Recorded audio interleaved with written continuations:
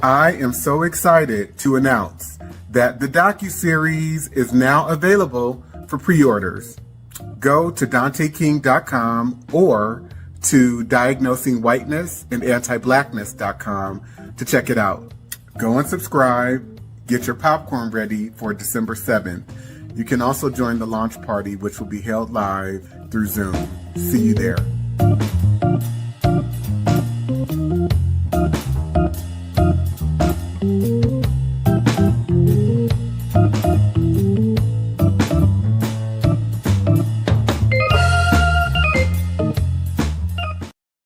The book surprised you the most? A whole book. The whole book. Because I thought that I knew a lot until I read that book and realized I didn't know anything. There was a lot to learn and a lot to still be discovered. I'm still processing it. I can see things now that I didn't see before. And it's all because of the book. I love that. Jules? So much of the book really opened my eyes to things. The Casual Killing Act, the legality of rape. And then one of the other parts was the housing covenants and the covenants that were allowed. And growing up in the Bay Area, St. Francis Wood, for instance, is a highly coveted place to want to live or want to strive to, right? I was a child and I'd passed through St. Francis Woods and it was something that you feel could have been attainable. And then as you read Dante's book, you realize it's attainable for white people. It's not attainable for me. It's not attainable for you. Not in the way that you think you would be able to attain certain places and spaces. You are written out of that legally. Right. And Alicia? What really stands out to me is the 1850 Fugitive Slave Act, which describes so much of how white people operate in terms of that act deputizing all white Americans to serve as white racial police against African Americans, whether they're freed or enslaved, and getting incentivized by bounties, by slave auctions to surveil and police and criminalize Black people, and how that persists today, the obsession with it.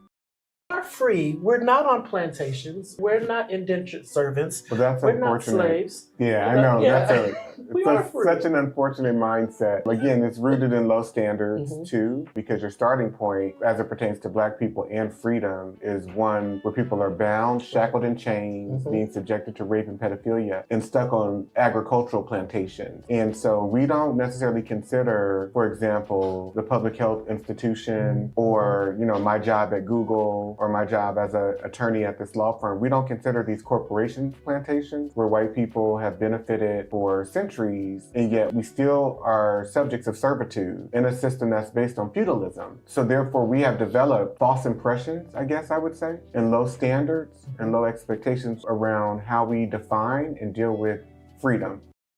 The hardest about chapter 3, and what are some key pieces that stood out for you that you would want people to know about or be prepared for? The different laws and the cases and the way that the system has been set up to not protect Black women and Black boys too, and Black men as well, particularly Black women, just for us to be seen, as you said this earlier, just the vessel to give birth and then go back to work. So that shows up in how our birthing outcomes are. It shows up in how we connect with our partners, because there's this constant reinforcement of that you don't matter and you're not valued. And I think you highlight that very clearly, the lack of protection for Black women in chapter 3. I also remember in one of your courses, you asked the class, would they want to be Black women? Everyone said no, right? And that just shows me even more how reinforced it is that being a Black woman, you're at a constant state of lack of protection and also aggression as well. Yeah, and let me be very clear too, because that question was out of the spectrum of all of the identities that I presented as multiple choice answers.